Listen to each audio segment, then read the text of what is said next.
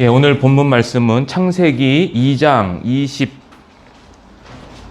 25절부터 3장 21절까지입니다. 3장 21절 좀 긴데요.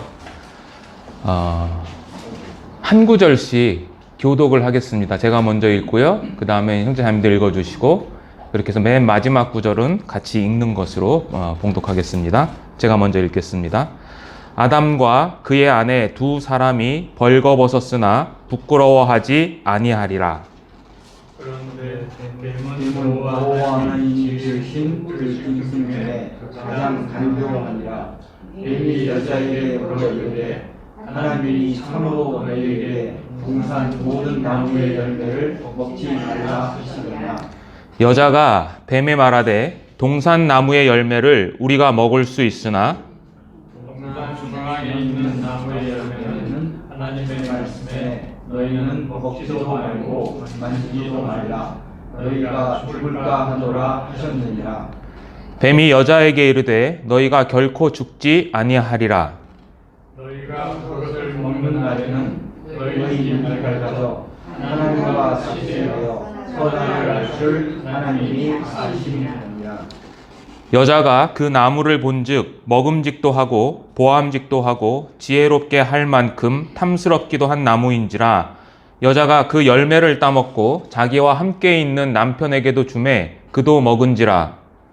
이에 그들의 눈이 밝아져 자기들이 무엇인 줄 알고 무화과 나무 잎을 먹어 심하고 삼았더라. 그들이 그날 바람이 불 때 동산에 거니시는 여호와 하나님의 소리를 듣고 아담과 그의 아내가 여호와 하나님의 낯을 피하여 동산 나무 사이에 숨은지라. 여호와 하나님이 아담을 부르시며 그에게 이르시되 내가 어디 있느냐. 이르되 내가 동산에서 하나님의 소리를 듣고 내가 벗었으므로 두려워하여 숨었나이다. 이르시되 누가 너의 벗었음을 내게 하였느냐. 내가 내게 먹지 말라는 그 나무 열매를 네가 먹었느냐. 아담이 이르되 하나님이 주셔서 나와 함께 있게 하신 여자 그가 그 나무 열매를 내게 주므로 내가 먹었나이다. 여호와 하나님이 여자에게 이르시되 내가 어찌하여 그렇게 하였느냐. 여자가 이르되 뱀이 나를 꾀고 내가 먹었나이다. 여호와 하나님이 뱀에게 이르시되 내가 이렇게 하였으니 내가 모든 가축과 들의 모든 짐승보다 더욱 저주를 받아 배로 다니고 살아있는 동안 흙을 먹을지니라. 내가 여자와 원수가 되게 하고 네 후손도 여자의 후손과 원수가 되게 하니 여자의 후손은 이 머리를 상하게 할 것이요 너는 그의 발꿈치를 상하게 할 것이니라 하시고. 또 여자에게 이르시되 내가 네게 임신하는 고통을 크게 더하리니 내가 수고하고 자식을 낳을 것이며 너는 남편을 원하고 남편은 너를 다스릴 것이니라 하시고. 아담에게 이르시되 내가 너의 아내를 보고 내가 네게 먹지 말라 한 나무의 열매를 먹었으니 땅은 너로 말미암아 저주를 받고 너는 네 평생에 수고하여야 그 보상을 받으리라. 땅이 내게 가시덤불과 엉겅퀴를 낼 것이라. 내가 먹을 것은 밭의 채소인즉 내가 흙을 땅을 흘려야 먹을 것을 먹으리니 내가 그것을 다시 헐렁을 거두었습니다. 너는 흙이 흙으로 들어갈 것이라 하시니라. 아담이 그의 아내의 이름을 하와라 불렀으니 그는 모든 산자의 어머니가 됨이더라. 여호와 하나님이 아담과 그의 아내를 위하여 가죽옷을 지어 입히시니라. 예, 오늘은 첫 실패, 첫 은혜라는 제목으로 말씀을 나누도록 하겠습니다. 이 창세기 3장은 굉장히 성경 가운데에서 중요한 본문입니다. 이 창세기 3장은 인간의 첫 번째 범죄에 대한 슬픈 이야기를 담고 있습니다. 그리고 그 범죄는 아담과 하와로 끝난 것이 아니라 모든 피조 세계에 영향을 준 그러한 범죄였습니다. 그래서 로마서에 보면 모든 피조물이 허무한데 굴복하고 있다라고 말씀하고 있습니다. 그리고 또한 이 창세기 3장은 성경 전체의 메시지를 이해하는 데 있어서 반드시 필요한 본문입니다. 우리가 성경 66권이 모두 다 중요하지만 그것을 이해하는 데 있어서 이 창세기 3장은 그 열쇠와도 같은 역할을 하는 장입니다. 사실 우리가 매일 교회에 모여서 이렇게 말씀을 배우는 목적은 크게 보면 바로 오늘 배우실 이 창세기 3장의 메시지를 살펴보는 것입니다. 교회는 친목단체나 또는 문화단체 또는 철학단체, 심지어는 종교단체가 아닙니다. 교회의 유일한 사명은 창세기 3장의 이 메시지를 이 세상 사람들에게 선포하고 또는 때로는 설명하는 데에 있습니다. 또한 이 메시지는 모든 세대에 걸쳐 꼭 필요한 실제적인 메시지이고 삶과 결코 동떨어진 메시지가 아닙니다. 어떤 면에서 이 예배라는 것은요, 이 메시지를 전해주신 하나님께 대한 감사와 찬양을 드리는 것이라고 할 수 있습니다. 그리고 이 창세기 3장 본문의 중요성의 세 번째는요, 지금 제가 어제도 이제 뉴스를 보고 왔는데 지금 중동 지역에 여러 가지 이제 그 전쟁 내 소식들이 있잖아요. 그뿐만 아니라 우리가 사실 뉴스를 보면 뉴스에는 온갖 인간들의 범죄가 끊이지 않고 나오는 것을 알 수 있습니다. 한마디로 말해서 이 세상의 역사는 망가진 역사입니다. 그리고 이 망가진 역사를 이해하는 데 있어서 이 창세기 3장은 필수적입니다. 세상이 왜 이토록 고통과 또는 온갖 종류의 비극들로 가득 차 있느냐? 그것은 바로 아담과 하와로 인한 타락, 즉 죄, 인간의 본성 때문이라는 것을 성경은 말하고 있습니다. 그래서 창세기 3장에는요, 이제 중요한 인물이 3명이 등장합니다. 3명이라는 표현은 좀 적절하진 않지만 첫 번째는 아담입니다. 아담은 하나님의 형상이지만 그는 먼지로 만들어진 존재였습니다. 그리고 아담 이후에 창조된 하와가 있습니다. 하와는 아담의 돕는 배필로서 창조되었지만 창세기 3장에서는 돕는 배필이 아니라 회방자로서 등장을 합니다. 그리고 마지막으로 뱀이 등장을 하는데요. 뱀은 모든 짐승 중에서 가장 지혜롭지만 이 창세기 3장에서는 철저하게 모든 것들을 파괴시키는 파괴자의 역할로서 등장을 합니다. 그래서 오늘 창세기 3장의 본문을 통해서 이제 우리가 교훈받은 말씀을 나누도록 하겠습니다. 자, 첫 번째는요, 창세기 2장 25절입니다.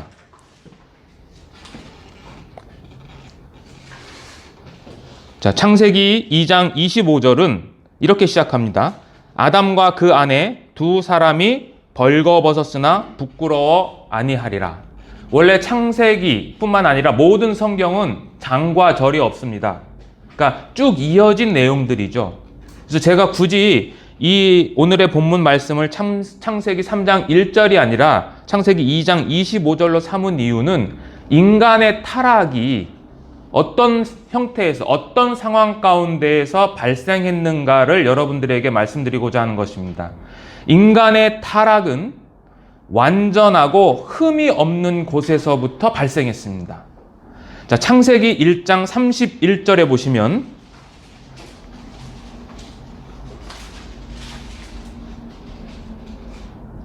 하나님이 그 지으신 모든 것을 보시기에 어땠습니까? 심히 좋았다. 그러니까 이 창세기 1장 31절은 창세기 1장에 기록된 타락 이전에 창조하신 전체적인 세계에 대해서 완전하신 하나님께서 내리신 평가예요. 근데 이 평가가 심히라고 하는 단어를 굳이 사용했어요. 심히. 즉, 이 하나님께서 만드신 이 모든 피조물을 보실 때에 하나님은 극도의 만족감을 여기신 겁니다.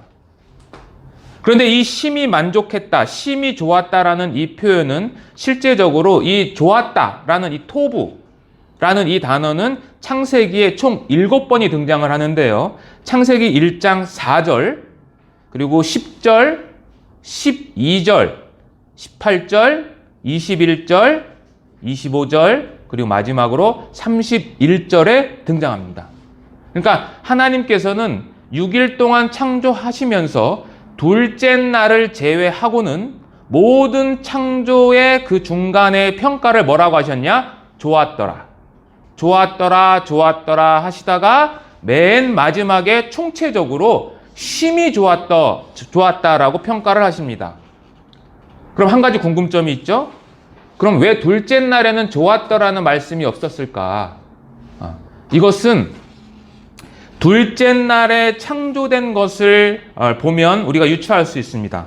둘째 날에 창조가 무엇이 됐냐면 둘째 날에는 궁창과 그리고 궁창 위의 물과 궁창 아래의 물로 나뉘게 하십니다. 그러면 궁창 아래의 물은 바다나 호수, 저수지 또는 지하수 등을 가르치지만 궁창 위의 물은 우리가 이제 노아의 홍수 이야기할 때도 배우지만은 지금은 없어진 궁창 위에 있는 물도 포함을 하지만 1차적인 의미는 궁창 위에는 수증기로 되어 눈에는 안 보이지만 비가 있습니다. 수증기 형태로 되어 있는 그 비가 있는 거죠. 궁창 위의 물. 그런데 비의 역할이 뭘까요? 비는 열매나 채소를 솟아내는 땅이 있을 때의 그 기능을 하는 것입니다. 근데 둘째 날에는 아직 땅이 창조되지 않았어요. 땅은 언제 창조되냐면 셋째 날에 묻이 드러나라 하심에 묻이 드러나면서 그때 땅이 창조됩니다. 그래서 이 셋째 날에는 하나님이 보시기에 좋았더라라는 이 표현이 셋째 날에만 2번 나옵니다. 즉 둘째 날에 하나님께서 보시기에 이 비가 제 기능을 하지 못해서 좋았더라는 평가를 하지 않으신 것에 대해서 셋째 날에 그것을 2번 둘째 날 것과 합해서 이제 셋째 날에 좋았더라고 하셨다는 겁니다.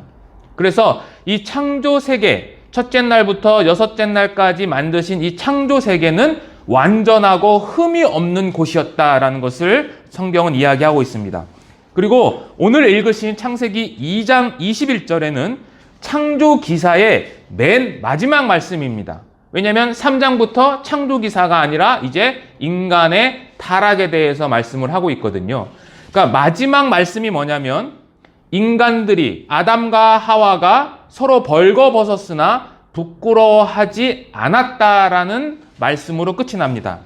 여기서 벌거벗었다라는 의미는 육체적인 의미를 말하는 것이 아니에요.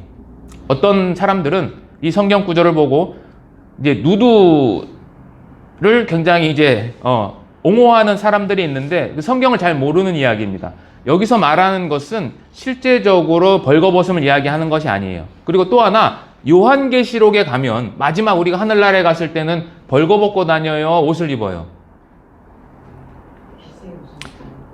요한계시록에 보면 흰옷 입은 큰 무리가 올라온다라는 표현이 있거든요. 그러니까 우리가 벌거벗고 다니는 것이 아니에요. 그리고 이 당시 아담과 하와가 타락하기 이전에는 그들의 몸은 벌거벗었으나 우리가 알 수 없는 영광스러운 빛으로 둘러싸여 있었을 것이라고 생각하는 것이 맞습니다. 왜냐하면 시편 104편 2절에 보시면 주께서 옷을 입음 같이 빛을 입으셨다라는 표현이 있어요. 빛을 입으셨다.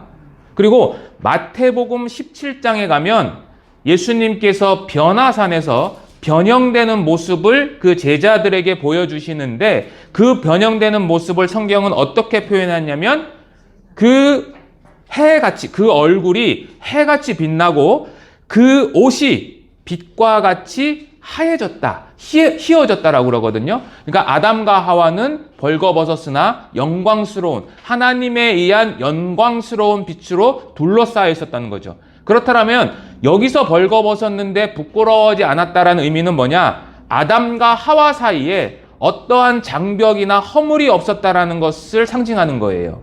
그러니까 내 뼈 중에 뼈요 살 중에 살이라는 그 아담이 보았던 그 하와, 그리고 하나님께서 돕는 배필로 창조하신 그 아담 사이에 아무런 장애가 없었다는 거죠. 그리고 사실 이 성경은 이 창세기 3장 이후에 모든 구약 성경에서는 이 벌거벗음은 수치와 죄로 나타나요. 그 이후부터는. 그러나 오늘 읽으신 창세기 2장 25절에서는 이제 그것이 아무런 장애가 없다. 즉, 아무런 장애가 없다라는 것은 뭐예요? 아까 말씀드린 것처럼 지금 아담과 하와는 서로 간에도 완전한 상태였다라는 것을 이야기하는 거죠. 그러니까 이 아담과 하와가 범죄를 했을 그 배경은 하나님께서 완전하신 곳, 하나님께서 만드신 흠이 없는 곳에서 발생했다라는 것을 말하고 있습니다. 따라서 하나님은 죄의 기원, 다시 말해서 죄의 조성자가 될 수는 없습니다. 하나님은 완전히 의롭고 진실한 분이세요. 욥기 34편을 한번 보겠습니다. 욥기 34장입니다. 구약성경.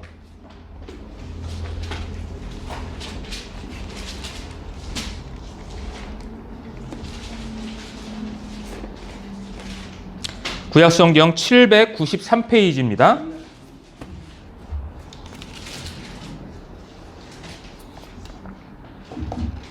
욥기 34장 10절입니다. 제가 읽겠습니다.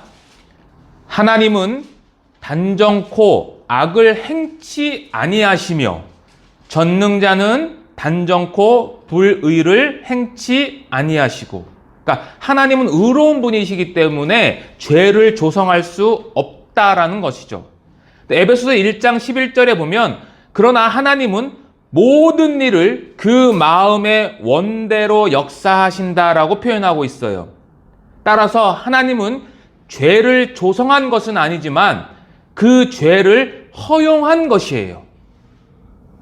자, 하나님께서 인류가 타락할 것을 아셨고 미리 아셨기 때문에 우리의 구세주를 언제 예비하셨냐면 창세 전에 우리를 위하여 예정하셨다라고 기록하고 있는 거죠. 즉, 인간의 죄는 하나님께서 허용하셨고 또 인간 편에서는 자유의지, 하나님께서 주신 그 자유의지를 남용한 결과예요.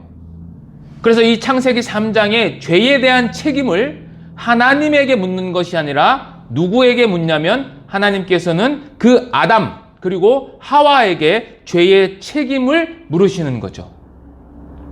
그렇다면 하나님은 왜 죄를 허용하셨을까요? 하나님은 전지전능하시잖아요.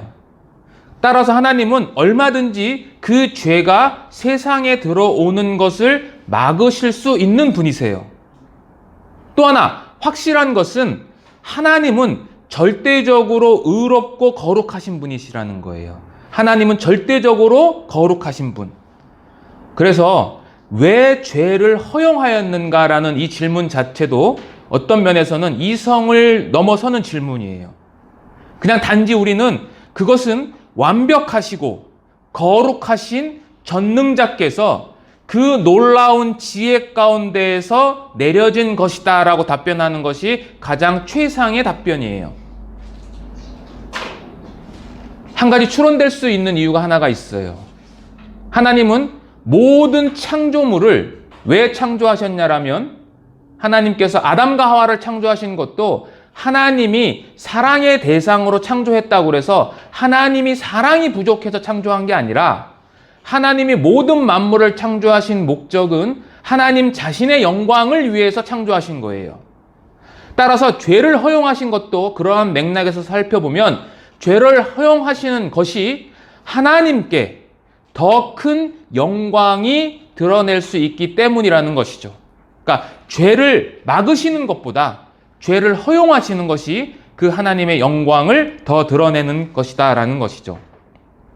그래서 인간은 자유의지가 있는 상태에서 창조하셨어요. 하나님은 자유의지 얼마든지 안 주실 수도 있잖아요.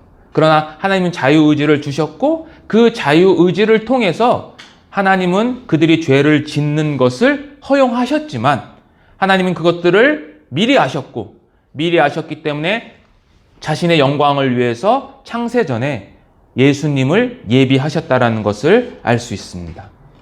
그래서 인간의 타락은 완전하고 흠이 없는 곳에서 발생했다는 것이 첫 번째 교훈입니다.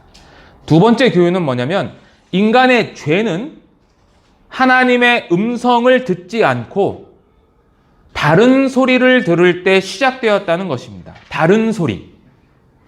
창세기 2장 17절에는 하나님께서 인간들에게, 아담에게 선악을 알게 하는 나무를 가리키면서 저 선악을 알게 하는 나무의 열매를 따먹으면 어떻게 된다고 그랬죠? 네가 먹는 날에는 반드시 죽는다라고 했어요. 하나님의 음성은 뭐냐? 하나님의 말씀은 선악과 열매를 먹으면 반드시 죽는다. 그런데 인간은 다른 소리를 듣게 됐어요. 다른 소리의 전달자가 누구냐? 바로 뱀이죠. 성경에 나와 있는 뱀. 성경을 자세히 읽어보시면 남자와 여자에 대해서는 이름을 언급하죠. 남자의 이름이 뭡니까? 아담. 여자의 이름은 하와. 뱀의 이름은요?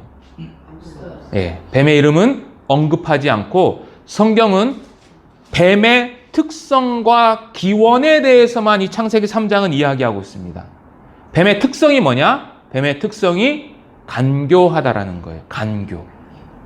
뱀의 특성은 간교하다. 지혜롭다. 간교하다. 이 간교하다라는 이 히브리어 아룸이라는 이 단어는요, 창세기에서는 이곳에만 등장해요. 다른 곳에는 등장하지 않습니다. 그런데 잠언이라는 성경에 보면 이 아룸을 어떻게 번역을 하냐면 신중하다 또는 현명하다라는 단어로 번역을 해요. 그러니까 원래는 긍정적인 의미를 담고 있는 거죠. 좋은 뜻. 그러나 그것이 창세기 3장 뱀에게 있어서는 오히려 간교하다라는 이제 좋지 않은 그런 의미로서 이 단어가 사용이 되는데, 사실 이 아룸이라는 이 단어는 창세기 2장 23절에 있는 벌거벗었다 라는 그 단어와 같은 단어예요. 그러니까 이 단어가 때로는 지혜, 현명하다는 단어로 사용되기도 하고 때로는 벌거벗는다, 벌거벗었다라는 것을 표현할 때도 사용되는 단어예요. 그래서 이 하나님께서는 동일한 단어, 즉 언어 유희를 통해서 두 개의 장면을 연결시키는 거예요. 벌거벗었으나 부끄러워하지 않는 죄를 짓기 이전 상태의 아담과 하와, 그리고 동일한 단어로 그들을 이제 죄의 구렁텅이로 몰아넣는 뱀의 특성을 이 동일한 단어로 이야기를 하시는 거죠. 그리고 이 뱀의 기원은 뭐냐면, 자, 뱀의 기원은 창세기 3장에 보면 하나님이 지으신이라는 단어로 시작하죠. 하나님이 지으셨다. 지으셨다는 게 뭡니까? 만드셨다라는 뜻이고, 결국 이 뱀은 하나님이 만드신 피조물이라는 거죠. 그러니까 이 뱀은 초자연적이고 또는 신적인 힘을 지닐 가능성을 배제합니다. 사실 이 뱀은 뭐냐? 구약에서는 사탄이라고 불리우고요, 또는 사단이라고 불리우고, 신약에서는 마귀, 악마라고 불리우죠. 그래서 사탄은 히브리어인데 원래 그 뜻은 참소자라는 의미를 갖고 있고, 악마로 번역된 이 디아블로스는 이제 신약에서 이 마귀의 존재를 가리키는 단어로 사용됩니다. 그럼 이 뱀이 뭐냐? 계시록 12장 9절에 보시면 이렇게 되어 있어요. 큰 용이 내어 쫓기니 옛 뱀 곧 마귀라고도 하고 사탄이라고도 하며 온 천하를 꿰는 자다라고 되어 있습니다. 계시록 20장 한번 보겠습니다.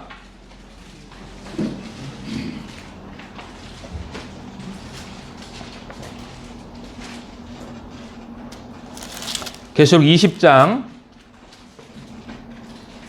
2절, 거기 보시면 용을 잡으니 곧 뭐래요? 옛 뱀이요 그리고 마귀요 사탄이다. 옛뱀, 그 옛뱀이에요. 그 옛뱀. 그러니까 창세기 3장에 있었던 그 옛뱀이 곧 누구냐? 바로 사탄, 마귀다라고 이야기를 하는 거죠.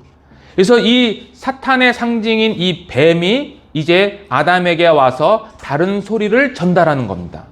하나님이 전달하신 그 소리 이외의 것을 말하는 거죠. 그런데 이 뱀에 의한 다른 소리는 5가지의 특징을 갖고 있어요. 그리고 그 파급력이 점점 세집니다. 자, 첫 번째는 뭐냐면, 다시 본문 돌아가시겠습니다. 창세기 3장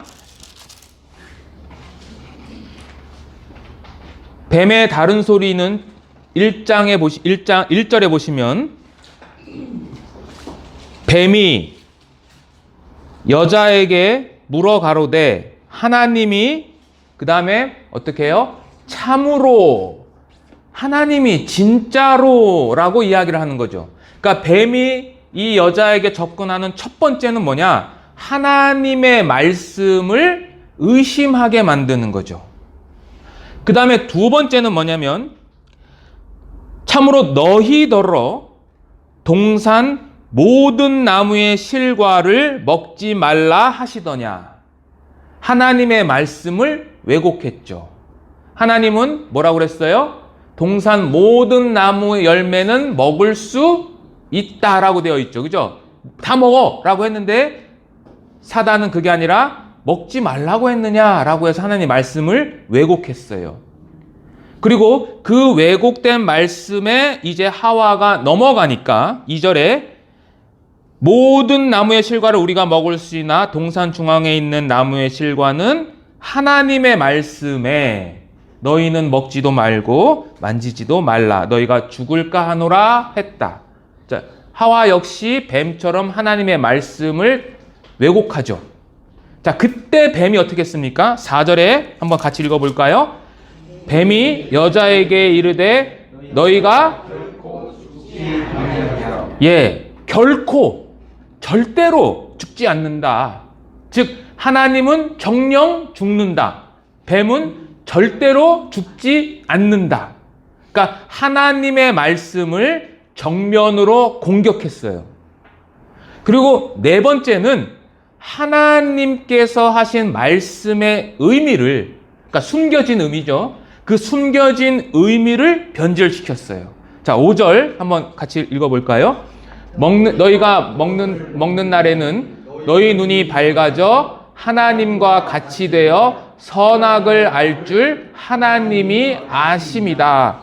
자, 너희가 그 선악과를 왜 하나님께서 못 먹게 한 줄 알아? 그것을 먹으면 첫 번째 너희 눈이 밝아지고, 두 번째 너희가 하나님같이 되고, 세 번째 너희가 하나님처럼 선악을 알게 될까 봐 그것을 먹지 못하게 하신 거야 라고 이야기를 하신 거죠.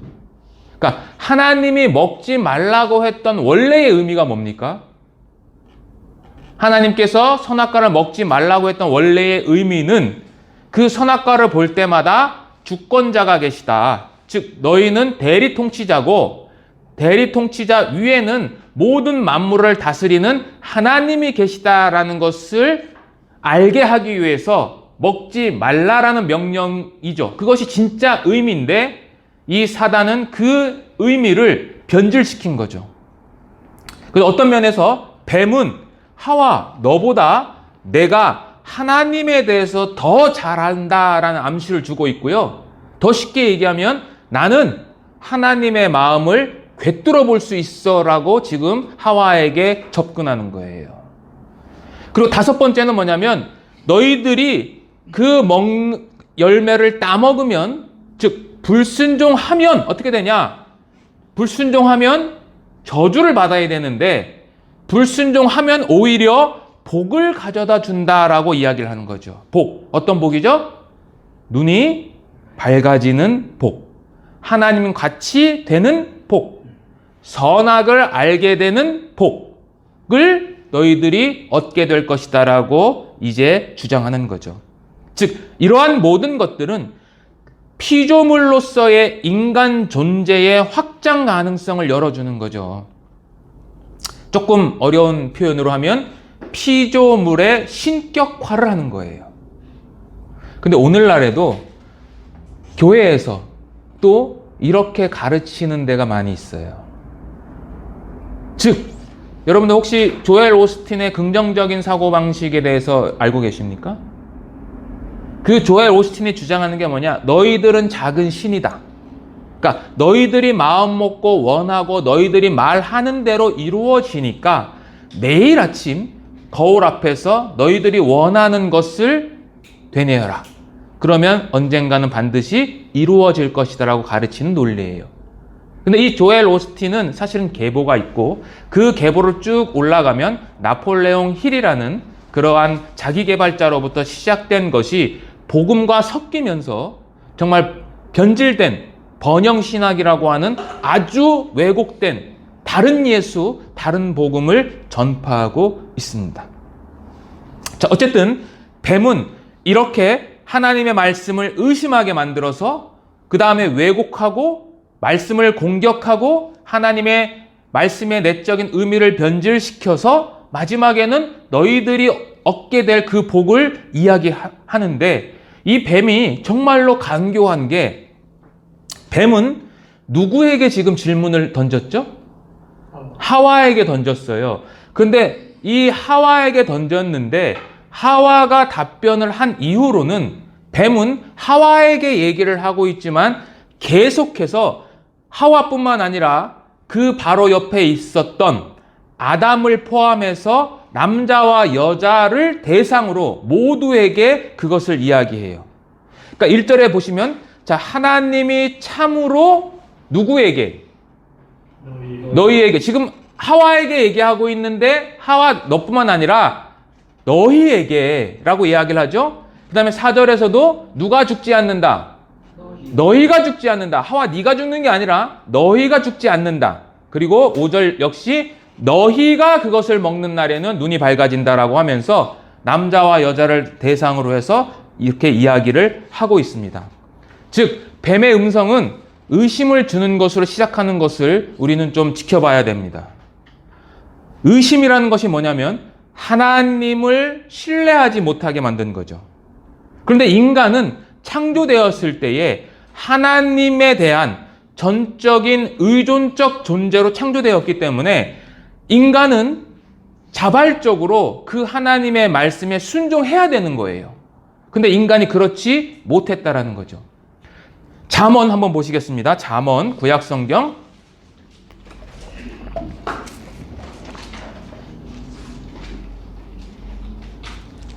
잠언 3장, 구약성경 912페이지, 시편 다음에 잠언입니다. 잠언 3장 5절입니다. 같이 한번 읽어볼까요? 너는 마음을 다하여 여호와를 신뢰하고 내 명철을 의지하지 말라. 마음을 다해서 여호와를 신뢰해라. 여호와를 의지해라. 여호와를 믿어라 라고 되어 있죠. 마음을 다하라는 게 어떤 의미냐? 이거는 지성적인 동의를 넘어서는 거죠. 그러니까 마음으로 여호와를 깊이 의존하는 거죠. 기독교 신앙이라고 그러죠. 신앙. 신앙이 뭡니까? 신앙은 말 그대로 우러러 믿는 거예요. 즉 우리가 인간이 닿을 수 없는 존재에 계시잖아요. 하나님께서는. 그러니까 내가 닿을 수 없는 존재인 그 하나님을 우러러 믿는 것이 신앙이에요. 따라서 신앙의 기준은 내가 아니라, 나로부터 출발하는 것이 아니라 하나님으로부터 출발해요. 하나님이 신실하신 분이다 라는 것에서부터 시작을 하는 거예요.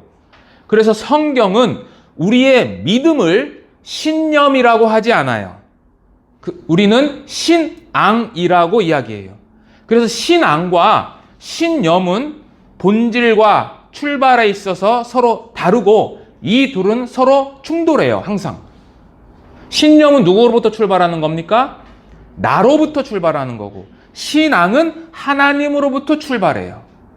그리고 그 종착지도 신앙은 하나님을 위해서 사는 것으로 끝을 내지만 신념은 나를 위해서 끝나는 것으로 종결이 되는 거죠. 이 구약에 보면 이 신앙과 신념이 충돌했던 많은 사건들 중에 대표적인 사건이 있는데 그것이 뭐냐면 다윗과 골리앗과의 싸움이죠. 자, 골리앗은 어떤 인물이었습니까? 거대한 몸을 가지고 있었고 그리고 완벽한 무기를 갖고 있었어. 그래서 무기를 갖고 있었기 때문에 그는 신념이 강했어요. 어떤 신념? 누구도 나를 이길 수 없다라는 신념을 가진 자였어요. 그러나 다윗은 소년이었고 목동이었어요. 그러나 목동이었던 이 소년은 하나님을 향한 신앙 때문에 갑옷과 투구도 없이 맨 몸으로 물맷돌 5개만 가지고 골리앗을 상대로 해서 나갔죠. 결국 다윗은 골리앗을 쓰러뜨렸죠. 그러면서 다윗이 했던 그 유명한 말, 여러분들 많이 들어보셔 아실 건데요. 너는 칼과 창과 단창으로 내게 나아오지만 나는 만군의 여호와의 이름으로 나간다 라고 신앙을 고백하는 거죠. 그러니까 이 신앙과 신념의 대표적인 싸움에서 신앙이 승리했다라는 그러한 대표적인 사건이죠. 자, 그래서 이 둘째, 그러니까 죄의 시작은 뭐냐? 하나님으로부터 온 음성을 듣지 않고 다른 소리를 들을 때 시작되었다는 겁니다. 결국 이 다른 소리를 들음으로 말미암아 인간은 선악과를 따먹게 되었고 이제 범죄를 한 거죠. 하나님에 대한 반역이 일어난 거예요. 그래서 이 반역에 대한 죄의 행위로 따라온 첫 번째 결과가 뭐냐면 그것은 바로 상실감입니다. 상실감. 다시 창세기 3장 돌아가시겠습니다.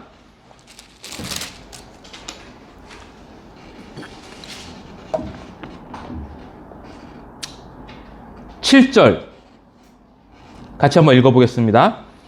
이에 그들의 눈이 밝아 자기들의 몸이 벗은 줄을 알고 무화과 나무 잎을 엮어 치마를 삼았더라. 예. 첫 번째는 상실감이죠. 그러니까 자신들이 이전에는 옷은 없었지만 그 빛이, 영광스러운 빛이 사라짐으로 말미암아 상실감을 느꼈어요. 뭔가 상실된 거죠. 근데 이 상실감을 언제 느꼈냐? 죄를 짓는 그 즉시 느꼈어요. 즉시. 자, 눈이 밝아졌어요. 뱀의 말대로 됐죠? 뱀이 뭐라고 그랬어요? 너희가 이것을 먹으면 눈이 밝아진다. 그대로 됐어요. 그런데 그들의 눈이 밝아지긴 했는데 어떤 면에서 밝아졌느냐? 자신들을 바라보는 눈, 그러니까 자신들의 비참함을 바라보는 눈은 밝아졌어요. 근데 반대가 됐죠? 뭐가 반대죠? 하나님을 향한 눈은 어떻게 됐어요? 어두워진 거죠.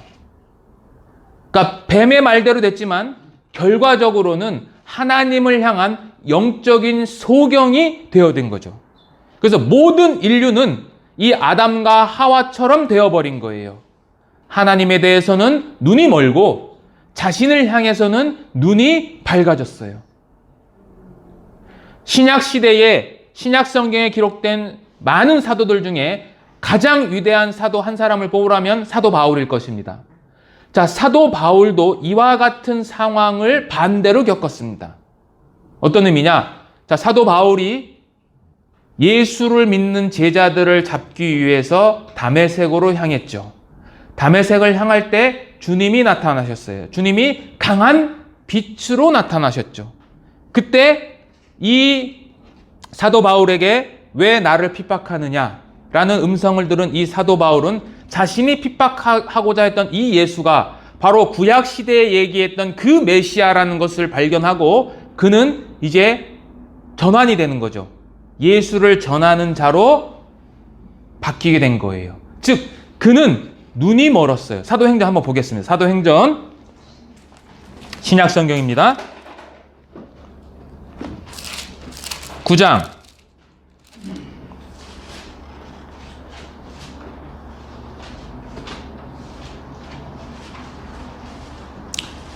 자, 9장 17절입니다.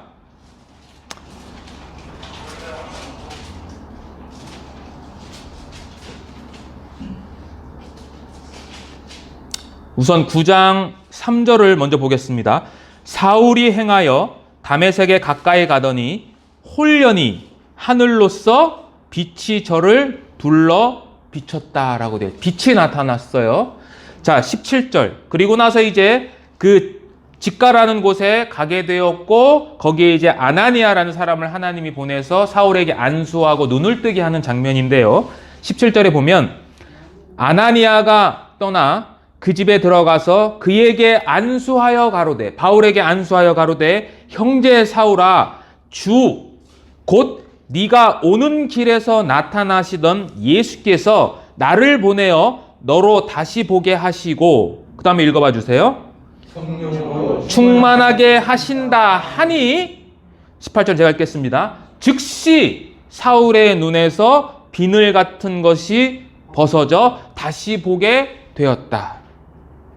자, 성령의 충만이라는 단어와 함께 그 즉시, 마치 아담이 범죄함으로 말미암아 그 즉시 눈이 어두워진 것처럼 사도 바울은 성령의 충만이라고 하는 이 말씀을 듣자마자 그 즉시 눈에서 비늘 같은 것이 벗겨지고, 그리고 어떻게 됐다고요? 다시 보게 됐다라고 했죠.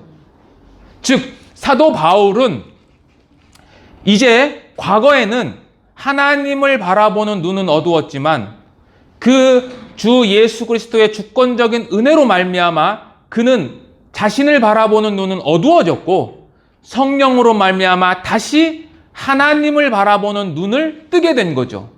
그 결과 20절입니다. 사도행전 9장 20절. 그 다음에 20절 한번 읽어볼까요?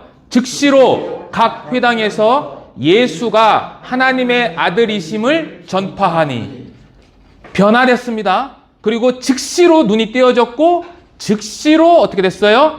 예수가, 그죠? 예수가 하나님의 아들이다라는 것을 전파했어요. 즉 사도 바울은 가치관이 변화된 거죠. 하나님을 바라보는 가치관이 이제 자신을 움직이게 만든 원동력이 된 겁니다. 여러분들, 우리가 구원받았다는 것이 뭡니까? 가치관의 변화예요. 이 가치관의 변화는 반드시 행동으로 나타나게 되어 있어요. 내가 구원받았는데, 내가 가치관이 변했다고 하는데 내 삶이 변화되지 않고 옛 습성 그대로 살고 있다, 구원받은 것이 아니라고 할 수 있습니다. 가치관의 변화는 반드시 행동으로 나타나게 되어 있어요. 자, 어쨌든 이 인간들은 죄로 인한 결과로서 상실감을 얻게 됐어요. 그리고 이 상실감은 벗은 느낌이라고도 할 수 있고, 어떤 면에서는 박탈감이라고 할 수 있겠죠. 어쨌든 무언가 빼앗긴 거죠.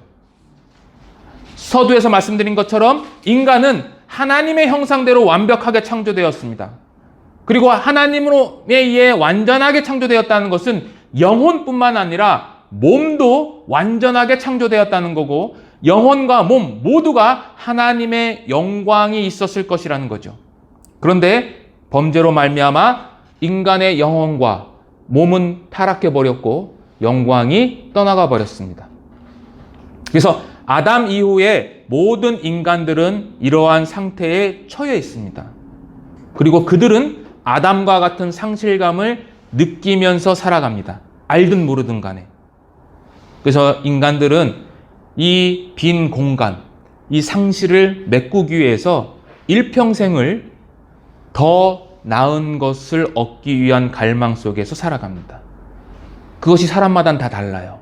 그러나 무언가 채우기 위해서 그들은 일평생 노력하고 살아갑니다.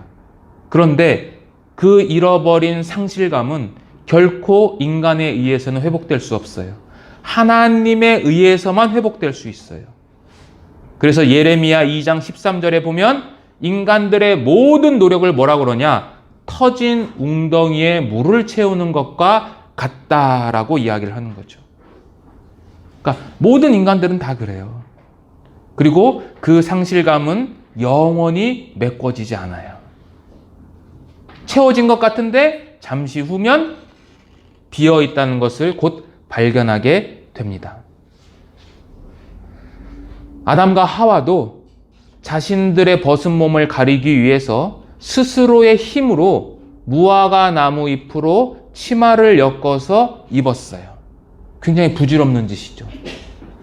그래서 3장 후반에는 이러한 노력이 부질이 없고 오히려 하나님께서 어떻게 준비하셨는가에 대해서 알려주고 계십니다. 자, 죄로 인해 따라온 두 번째 결과는 상실감과 아울러 하나님으로부터의 분리입니다. 그런데 이 하나님으로부터의 분리는 하나님에 의한 분리가 아니라 스스로에 의한 분리예요. 스스로 분리됐어요. 자, 아담과 하와가 범죄하자마자 무화과 나무 잎으로 치마를 입었죠. 가렸죠. 가렸다라는 것은 덮었다라는 의미예요. 자신의 이 더러움, 부끄러움을 덮어버렸어요. 우리 개역 성경에는 나오진 않지만 원문에는 이 치마를 입은 이유가 기록되어 있습니다. 어떻게 기록되어 있냐면 그들 자신을 위하여 치마를 입었다라고 되어 있어요. 그들 자신을 위해서. 아담과 하와는 하나님의 형상대로 창조되었기 때문에 그들의 삶은 하나님의 영광을 위해서 살아야 함에도 불구하고 죄를 짓는 순간 이제부터는 자신들을 위한 삶으로 변화된 거예요. 고린도전서 10장 31절에 보면 그런즉 너희가 먹든지 마시든지 무엇을 하든지 다 하나님의 영광을 위해서 하라라고 되어 있습니다. 이 말씀은 아담에게 전적으로 적용되는 말씀인데 그 아담이 죄를 짓자마자 이 말씀을 내팽겨쳐 버린 거죠. 자, 어쨌든 사람들은 아담과 하와처럼 자기를 덮을 수 있는 것을 만들기 위해 노력합니다. 특히 종교적으로는 대표적인 게 선이에요. 선을 통해서, 착한 일을 통해서, 계명을 지켜서 자신의 부끄러움, 자신의 벌거벗음을 하나님 앞에 가려보려고 하는 노력이 있죠. 모든 종교적인 선이에요. 그런데 인간 안에는 선이 있을까요? 선이 없어요. 전적인 타락한 존재예요. 마태복음 19장에 보면 젊은 부자 청년이 와서 예수님에게 질문합니다. 선생님이요, 내가 무슨 선한 일을 해야 영생을 얻을 수 있습니까? 라고 물어봅니다. 그때 예수님께서 하신 답변 혹시 기억하시나요? 예수께서 이르시되 어찌하여 선한 일을 내게 묻느냐? 선한 이는 오직 누구뿐이다? 한 분, 하나님뿐이다 라고 하는 거예요. 즉 젊은 청년은 자신의 종교적인 선이 하나님 앞에 당당히 설 수 있을 것이라고 얘기는 했지만 예수님께서 뭐라고 하신 거냐? 인간 안에는 선이라고 하는 것은 결코 내재될 수 없어. 선은 오직 하나님에게만 속한 것이다 라고 말씀을 하신 거죠. 자, 아담과 하와는 하나님의 낯을 피하여 그리고 스스로 가렸을 뿐만 아니라 또 도망쳐 버렸어요. 나무 사이에 숨어 버렸습니다. 도망친 피조물이 된 거죠. 도망친 피조물.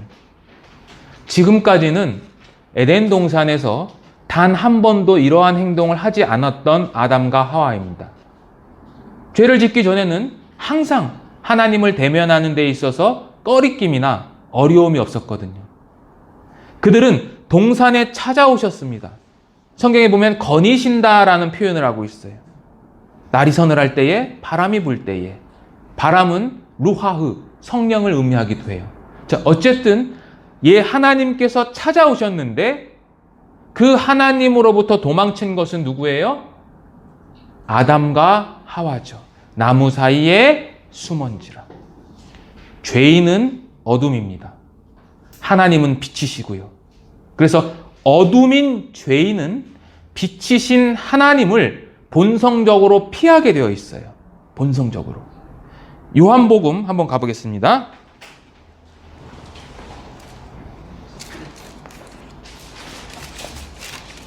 요한복음 3장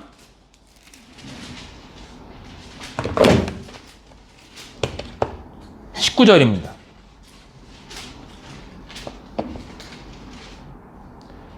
19절 20절 요한복음 3장 19절 20절 제가 읽겠습니다.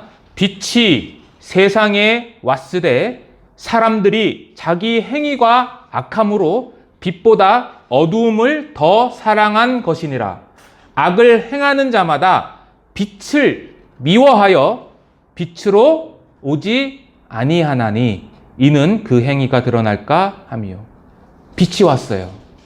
하나님의 아들 독생자가 오셨는데 사람들이, 어둠인 사람들이 빛보다 어둠을 더 사랑해서 악을 행했고 오히려 빛을 미워했어요. 그리고 빛으로 오지 않았어요. 죄인은 본성적으로 하나님으로부터 도망칩니다. 왜 도망쳤을까요? 왜? 죄를 지었기 때문이죠.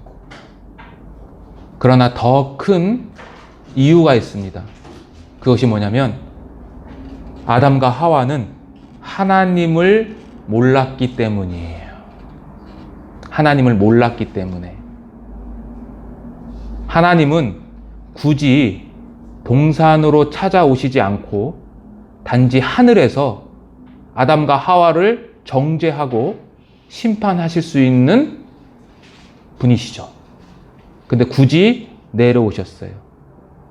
하나님은 반역한 피조물에게 회개할 기회와 은혜를 베푸시기 위해서 오신 거예요. 그것을 어떻게 할 수 있느냐? 그 아담과 하와를 향한 두 가지의 질문을 통해서 할 수 있어요. 첫 번째 질문은 뭐냐면 9절입니다.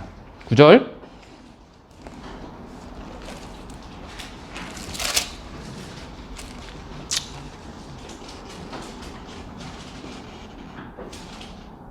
구절 한번 읽어보겠습니다. 같이. 여호와 하나님이 아담을 부르시며 그에게 이르시되 내가 어디 있느냐? 내가 어디 있느냐? 숨은 곳을 몰라서 물어보신 것이 아니라 또는 그 숨은 곳에서 영원히 쫓아버리기 위하신 것이 아니라 그 상태, 네 상태, 네가 왜 지금 벌거벗은 줄 아느냐? 라고 물어보시면서 하나님이 원하셨던 답변은 무엇이었을까요? 하나님, 제가 죄를 지었습니다. 회개하는 대답을 원하신 거죠. 그러니까 내가 어딨냐라는 이 단어는 은혜를 베푸시기 위한 첫 번째 질문이에요. 두 번째 질문은 11절입니다. 11절 같이 한번 읽어보겠습니다. 누가 너의 벗었음을 내게 고하였느냐? 내가 너더러 먹지 말라 명한 그 나무의 열매를 내가 한마디로 너 선악과 먹었어?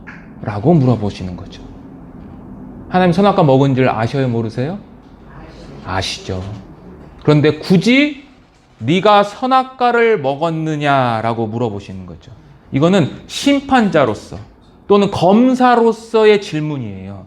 그러나 죄에 대한 선고가 아니라 이 질문을 하는 것은 내가 어디 있느냐라는 질문과 함께 역시 이 아담을 통해서 죄의 회개 또는 죄에 대한 고백을 촉구하는 질문이에요. 그런데 아담은 이 질문에 전혀 엉뚱한 대답을 하면서 하나님 때문에, 하나님이 만든 그 여자 때문에 내가 죄를 범했다라는 이제 핑계를 대죠. 죄의 1차적인 원인을 하나님에게 이제 돌리게 됐습니다.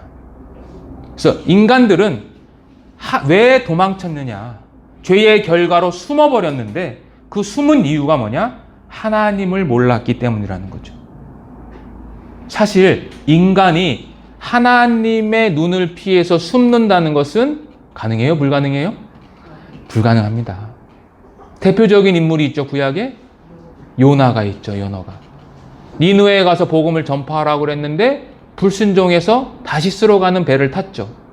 그래서 요나서 1장에 보면 요나가 여호와의 얼굴을 피하려고 다시스로 가는 배를 탔다라는 것에서 여호와의 얼굴을 피하여라는 단어를 2번이나 강조해요. 그러니까 결국은 어떻게 됩니까? 하나님이 그 목덜미를 잡아서 결국은 니느웨로 보내시죠. 피할 곳이 없는 거죠. 시편 139편 7절에도 내가 주의 영을 떠나며 어디로 가며 주의 앞에서 어디로 피하겠습니까? 라는 고백이 있어요. 사실 인간들은 피할 수가 없어요.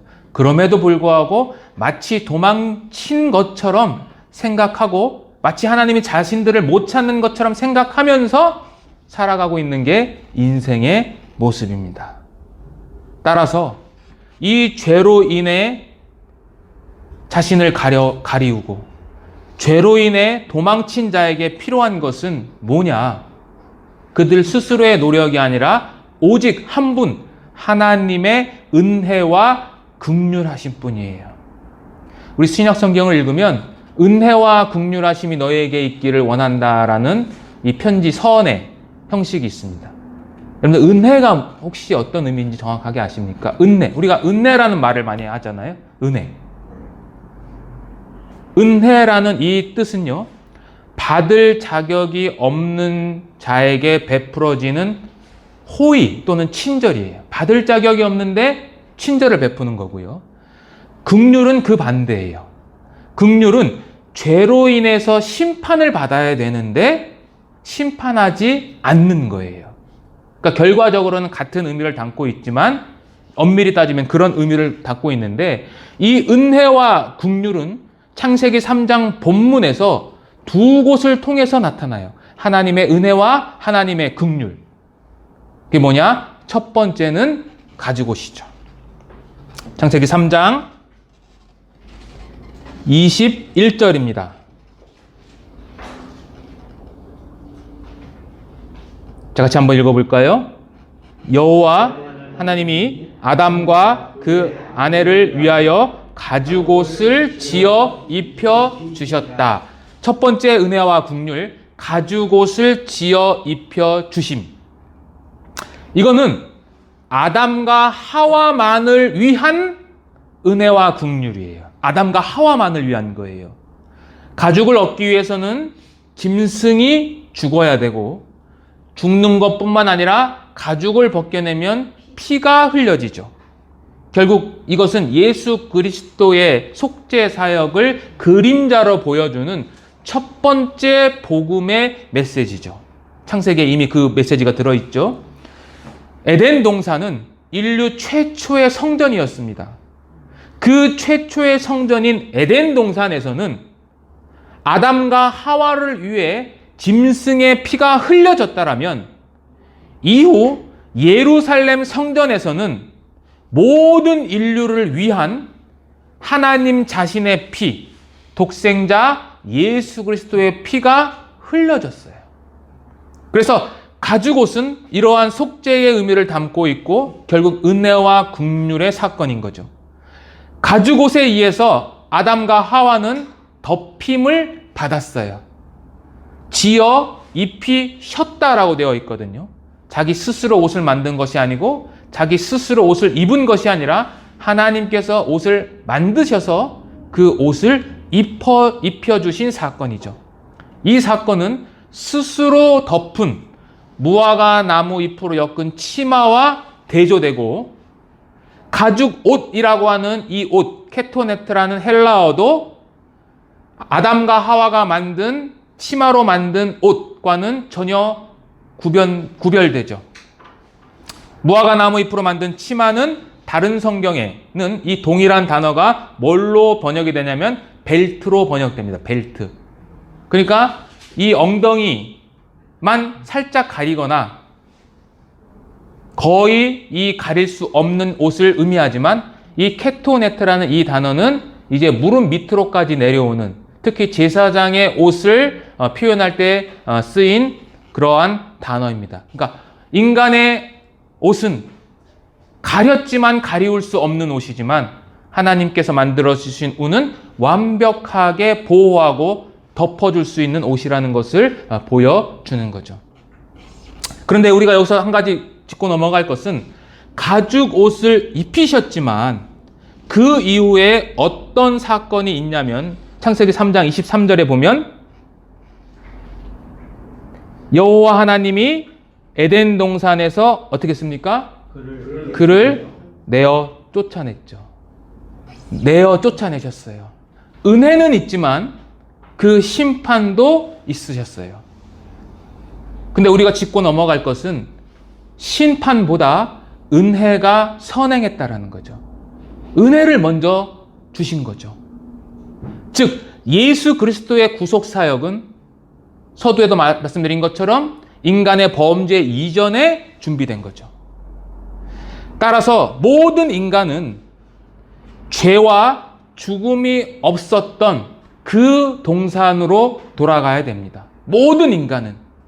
그런데 그 일에는, 동산으로 돌아가는 일에는 첫째 아담은 실패했기 때문에 마지막 아담이라고 명시된 예수 그리스도가 반드시 필요하고, 그 예수 그리스도가 오늘 본문에서 말씀하신 두 번째 은혜와 긍휼을 가리키는 그 인물입니다. 그 인물이 바로 창세기 3장 15절에 있습니다. 15절 보시겠습니다. 창세기 3장 15절은 이제 뱀에게 저주를 하면서 동시에 하나님의 복음을 선포하는 내용입니다. 창세기 3장 15절 같이 한번 읽어볼까요? 내가 너로 여자와 원수가 되게 하고 너의 후손도 여자의 후손과 원수가 되게 하리니 여자의 후손은 내 머리를 상하게 할 것이요 너는 그의 발꿈치를 상하게 할 것이니라 하시고, 여자의 후손을 주목하세요. 여자의 후손. 이 창세기 3장 15절은 원시 복음이고 이것은 메시아에 대한 예언입니다. 그리고 이것은 가죽옷은 아담과 하와를 위해서만 베풀어진 은혜와 긍휼이라면 이 여자의 후손은 우리를 향한 하나님의 은혜와 긍휼의 사건이죠. 자, 여기 보면 세 종류가 대비가 돼요. 첫 번째는 뭐냐면 크게는 내가 너로 여자의 후손과 원수가 된다고 그랬죠. 그죠? 그러니까 여기서 말하는 너는 누굽니까? 뱀이죠. 뱀. 너의 후손, 너와 여자의 후손이라고 등장을 하고 있죠. 자세히 보시면, 그런데 성경은 자세히 보시면 이렇게 돼 있어요. 내가 너로 여자와 원수가 되게 하고, 즉 하와와 이 사단이 원수가 되게 하는 게 첫 번째 심판. 두 번째는 너의 후손, 또 여자의 후손과 원수가 되게 하겠다 그러죠. 그죠? 여기서 너의 후손은 누구의 후손을 말하는 거죠? 뱀의 후손이죠. 그리고 여자의 후손은 말 그대로 하와의 후손이죠. 여기 후손으로 번역한 이 단어인 히브리어 제라는 씨라는 뜻이에요. 씨. 그러니까 뱀의 씨, 뱀의 자손과 여자의 후손과의 이제 문제가 생기는 거죠. 그러면 뱀의 후손은 무엇일까요? 뱀의 후손. 자, 뱀의 후손은, 여기서 지금 뱀은 사탄이죠. 그렇기 때문에 뱀의 후손은 사탄이 될 수가 없어요. 왜냐하면 그 뱀이 곧 사단이니까. 그러니까 사단을 가리키는 것이 아닙니다. 뱀의 후손이라고 했으니까. 그 다음에 두 번째는, 그렇다면 더 쉽게 얘기해서 그럼 뱀 새끼냐? 그것도 아니죠. 새끼 뱀도 아니에요. 그러면 귀신들이냐? 귀신들도 아니에요. 왜요? 사탄은, 타락한 천사는 영적인 피조물로서 출산의 능력이 없어요. 그렇다면 뱀의 후손은 뭐냐? 라는 거죠. 뱀의 후손, 뱀의 자손. 뱀의 자손은 성경적으로 이해하면 하나님을 반역한 모든 인간을 상징해요. 인간은 그래서 크게 두 집단으로 나뉘어요. 하나님께 속한 집단. 그게 여자의 후손이죠. 그리고 또 하나는 뱀의 후손이 있어요. 요한 1서 한번 가보겠습니다. 신약성경 요한 1서 3장. 신약성경 390페이지죠.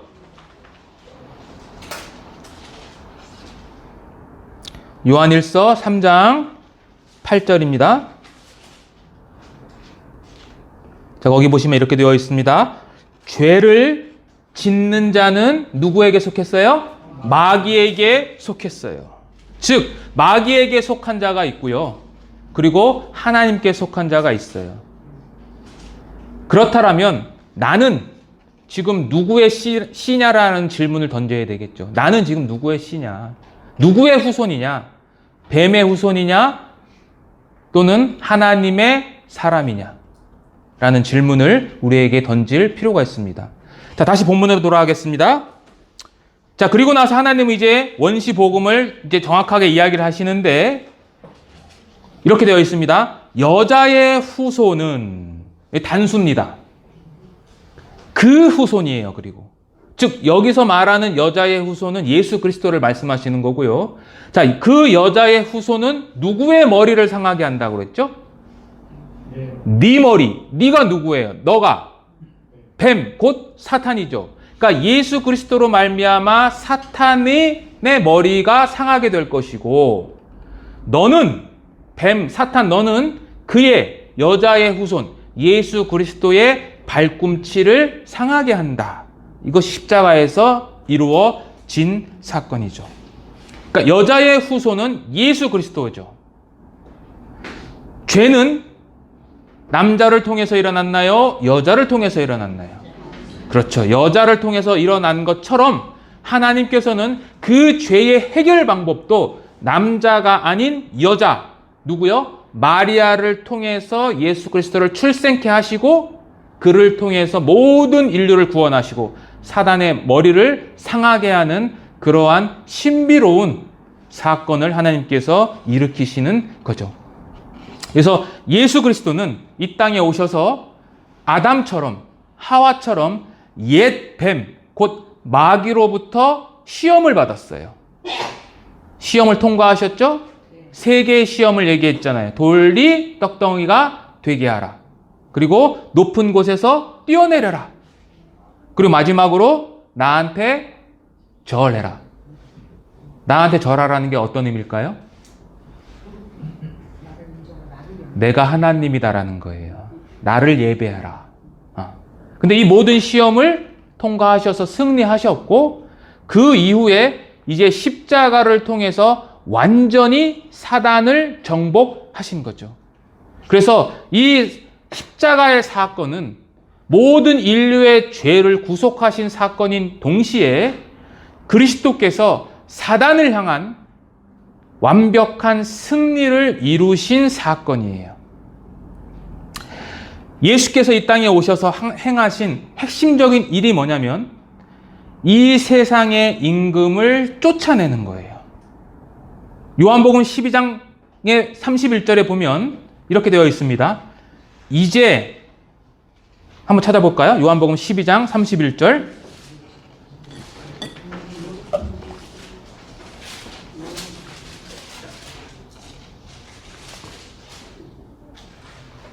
요한복음 12장 31절.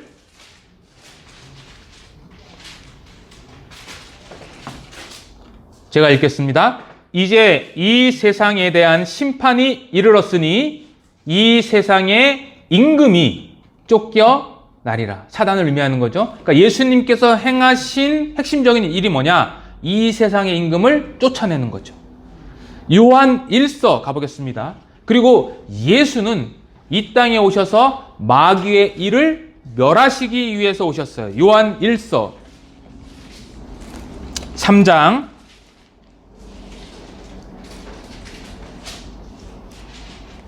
8절.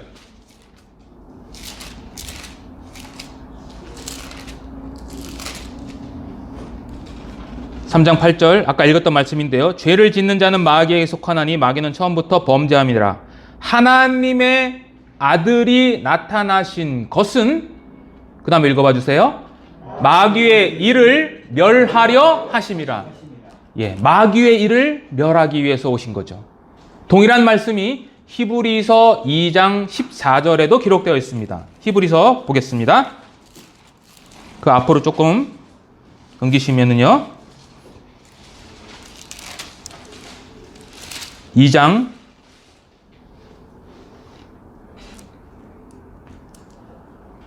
14절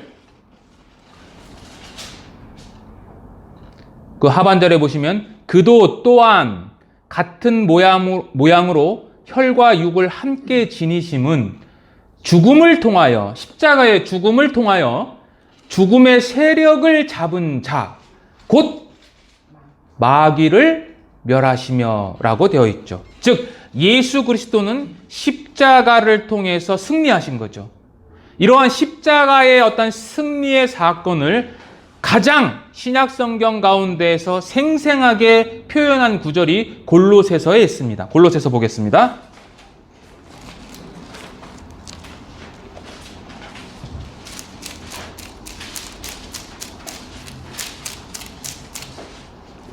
골로새서 2장입니다. 2장 15절.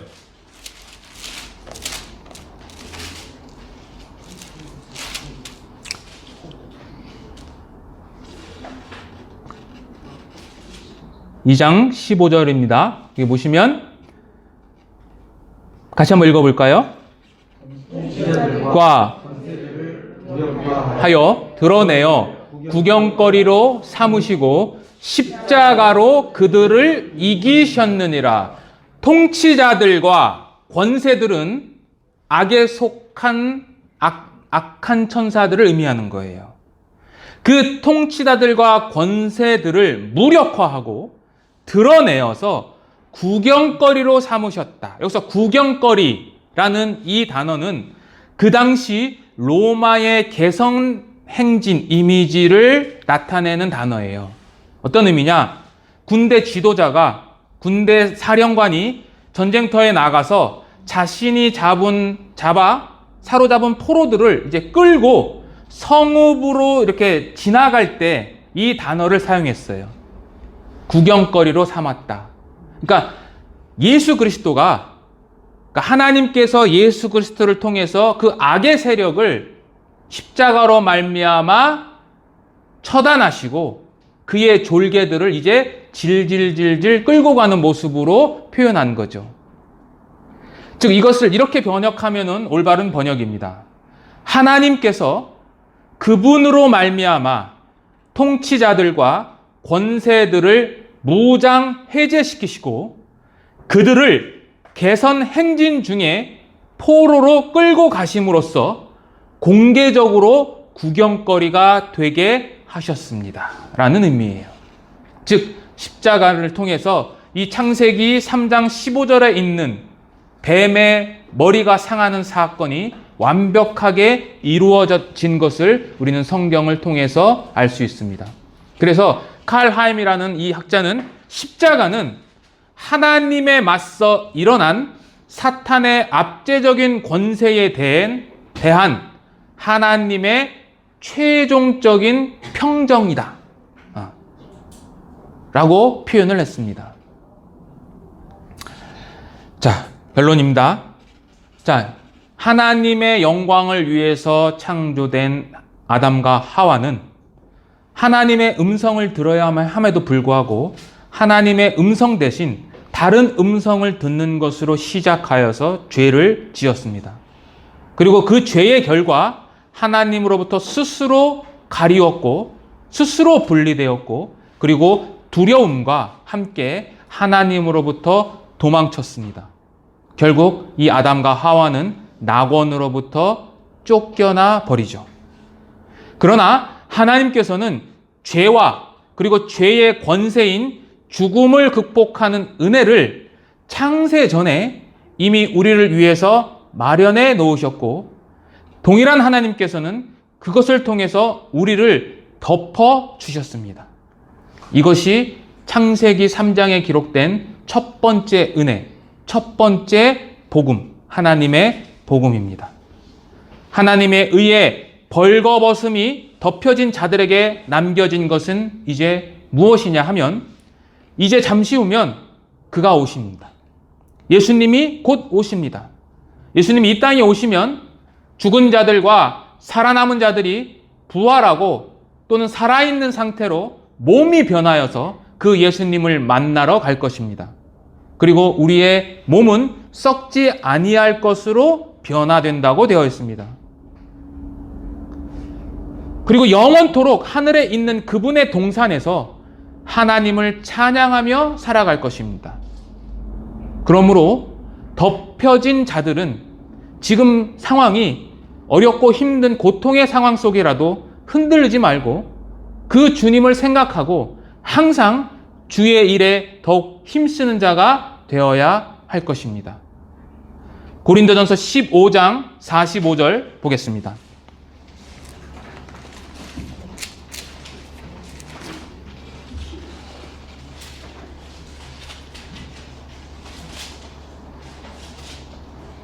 (45절부터) (58절인데요) 제가 천천히 봉독하겠습니다. 같이 마음속으로 한 구절 한 구절 깊이 생각하시면서 같이 읽어봐 주셨으면 감사하겠습니다.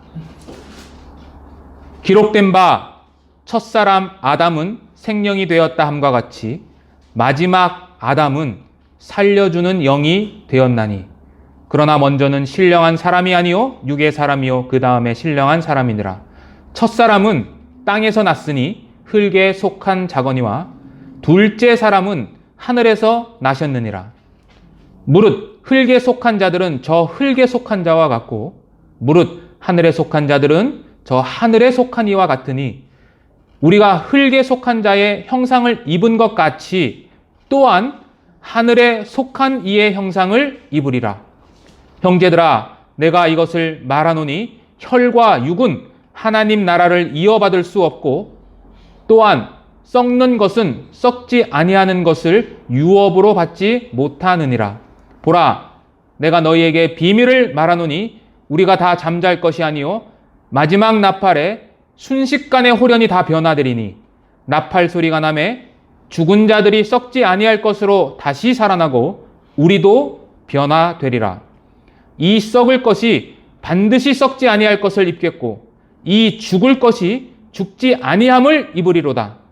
이 썩을 것이 썩지 아니함을 입고 이 죽을 것이 죽지 아니함을 입을 때에는 사망을 삼키고 이기리라고 기록된 말씀이 이루어지리라. 사망아, 너의 승리가 어디 있느냐? 사망아, 내가 쏘는 것이 어디 있느냐? 사망이 쏘는 것은 죄요 죄의 권능은 율법이라. 우리 주 예수 그리스도로 말미암아 우리에게 승리를 주시는 하나님께 감사하노니. 그 다음 같이 읽겠습니다. 그러므로 내 사랑하는 형제들아, 견실하며 흔들리지 말고 항상 주의 일에 더욱 힘쓰는 자들이 되라. 이는 너희 수고가 주 안에서 헛되지 않을 줄 알미라. 아멘. 기도하겠습니다. 은혜와 긍휼이 풍성하신 아버지 하나님 감사합니다. 오늘 우리가 창세기 3장 본문을 통해서 인간의 첫 번째 실패와 또 그 실패 속에서 다시금 회복시키시는 하나님의 놀라운 복음의 말씀을 함께 나누었습니다.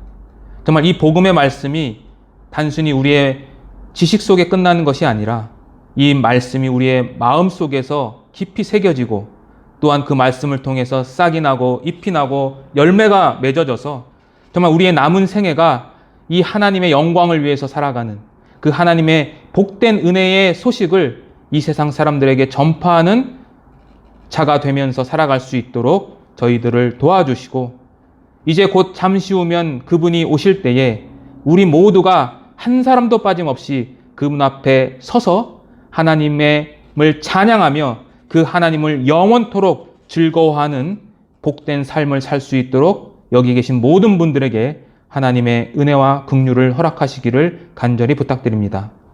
이 모든 말씀 우리 주 예수 그리스도의 이름으로 기도드렸습니다. 아멘. 찬송하시겠습니다.